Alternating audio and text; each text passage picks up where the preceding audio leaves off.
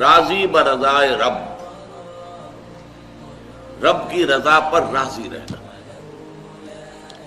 یہ بات کہ جو بھی کچھ ہوا یا ہوگا وہ اذن رب کے بغیر نہ ہوا ہے نہ ہو سکتا ہے، یہ تو ایمان کا منطقی تقاضا ہے۔ یہاں پتہ تک نہیں ہلتا جب تک کہ اللہ کی اجازت نہ ہو، اذن نہ ہو۔ تو جو کچھ ہوا اللہ کی اجازت سے ہوا، خواہ اس میں درمیان میں کتنے ہی عوامل آ گئے ہوں۔ کسی نے اٹھا کر آپ کو پتھر مارا، لیکن یہ پتھر آپ کو نہیں لگ سکتا تھا اگر اللہ نہ چاہتا۔ پتھر مارنے والے کا عمل اپنی جگہ ہے، لیکن آپ کو اس پتھر کا لگ جانا جو ہے یہ بغیر اذن رب نہیں ہے، لہذا اس کو سمجھیے کہ اللہ کی طرف سے آیا۔ ایک اس میں لطیفہ بھی ہے کہ ایک درویش یہ کہتا ہوا جا رہا تھا ایک جذب کی کیفیت میں، جو رب کرے سو ہو، جو رب کرے سو ہو، جو رب کرے سو ہو۔ ایک شخص نے اٹھا کر اس کے سر پہ پتھر دے مارا۔ اس نے پلٹ کر دیکھا تو شخص نے کہا مجھے کیا دیکھتے ہو، جو رب کرے سو ہو۔ تو اس درویش نے جواب دیا کہ یہ پتھر مجھے تو رب کے مارے ہی لگا ہے، لیکن میں دیکھ یہ رہا تھا کہ بیچ میں منہ کس کا کالا ہو گیا، کس نے اپنے لیے جو ہے وہ عذاب اللہ کا کما لیا، ورنہ مجھے بہرحال یہ پتھر لگا ہے تو اس میں اذن رب شامل ہے۔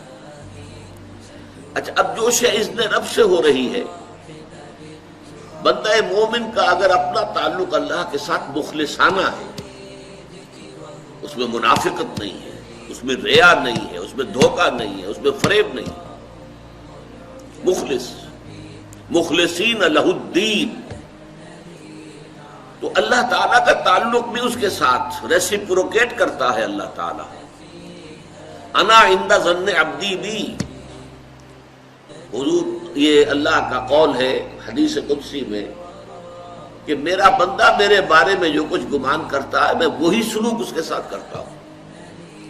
اللہ تعالیٰ بھی مخلص ہے، اللہ تعالیٰ کی مرضی کے بغیر کچھ نہیں ہو سکتا، تو یقیناً جو کچھ ہوا ہے اس میں میرے لیے خیر ہے، چاہے فوری طور پر مجھے ناگوار گزرا ہے، مجھے تکلیف ہوئی ہے، میرے لیے یہ شے جو ہے ناپسندیدہ ہے، لیکن ان دی لانگ رن مجھے یقین ہے کہ اس میں خیر ہے۔ بیدک الخیر انک علی کل شیء قدیر، اے اللہ تیرے ہاتھ میں خیر ہی خیر ہے، تو ہر چیز پر قادر ہے۔ اچھا، جو ہوگا وہ بھی اذن رب کے بغیر نہیں ہوگا، یہی تصور اس کے بارے میں ہونا ضروری ہے۔ اسی کا نتیجہ یہ نکلتا ہے جس کو قرآن مجید بار بار کہتا ہے، بار بار کہتا ہے، بار بار کہتا ہے، لا خوف علیہم ولا هم یحزنون۔ کیا مطلب اس کا؟ نہ ان پر کوئی خوف ہے نہ حزن سے دو چار ہوتے ہیں۔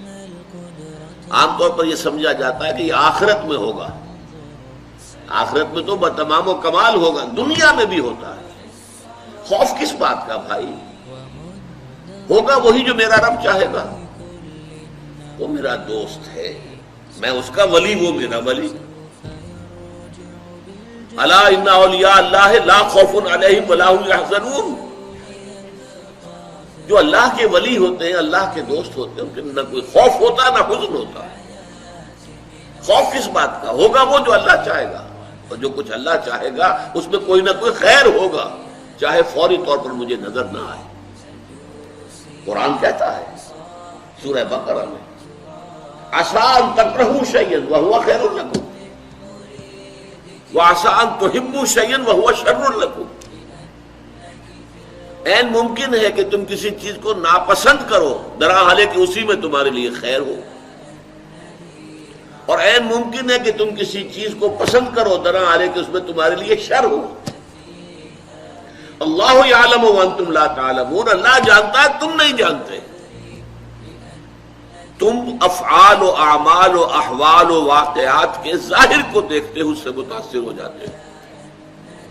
اس کے پردے میں کیا مشیت اذنی ہے، کیا ارادہ خداوندی ہے، اس کے پشت پر کیا چیز ہے جو اللہ تعالیٰ کو مطلوب ہے، یہ ہمیں نظر نہیں آتا.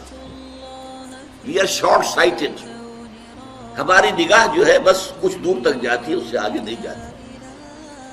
لہذا افعال و اعمال و احوال و واقعات کے صرف ظاہر پر ہماری نگاہ ہے، باطن پر تو ہے ہی نہیں.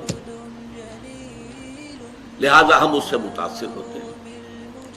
تو در حقیقت ایمان کا حاصل الا ان اولیاء اللہ لا خوف علیہم ولا هم یحزنون. اللہ کے دوستوں پر نہ کوئی حزن ہے نہ خوف ہے، کوئی سوال ہی پیدا نہیں ہوتا. اسی طریقے سے قرآن مجید جو ہے بلند ترین مقام جو انسان کا ہو سکتا ہے، اس کی تعبیر کے لیے الفاظ استعمال کرتا ہے رضی اللہ عنہم ورضوا عنہ. اللہ ان سے راضی ہو گیا، وہ اللہ سے راضی ہو گئے. یہ باہمی رضامندی ہے، دو طرفہ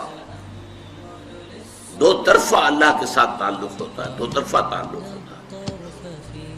تم اللہ سے محبت کرو گے، اللہ تم سے محبت کرے گا.